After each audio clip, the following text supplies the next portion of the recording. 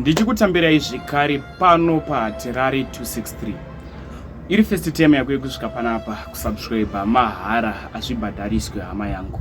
Uyezve malikes enyu kumawanza kwamunomaitawo zvinotibatsira kuti video rino ringe richifamba kune avo vanenge vasati vaona this video kuti avo vanenge vasati vanzwa ma-updates vanova vachiona. Ende makalike video rino ndinozokasika futi kudzoka nema-updates munguva inotevera. Nyandona zvomuzora nhasi inyaya yakomedian wedu uyo anga achizikanwa neruzhinji rweZimbabwe. Komedian uyo akabatwa kunzi ane cancer, anga achirwara nechirwere checancer. Achirwara nechirwere checancer kudaro aimbozama kuacta kuti afadze vanhu nepese paanogona napo sezvo anga ari content creator. But tichingoti rest in peace kwaari comedian uyu akatisiya nezuro musi wa8 Tuesday. Ndiye umwe futi aizo mukomana aiacta akapfeka madress echikadzi. I hope vazhinji panichataura zita rake muchabva mamuziya.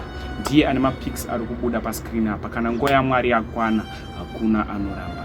Zita rake raaishandisa anonzi Shatrisha Vibes. Ndiye umwe wevamwewo akatanga kubuda achipfeka hembe dzechikadzi. Vanhu vakakasika kumufarira nekuda kuti aigona kuacta.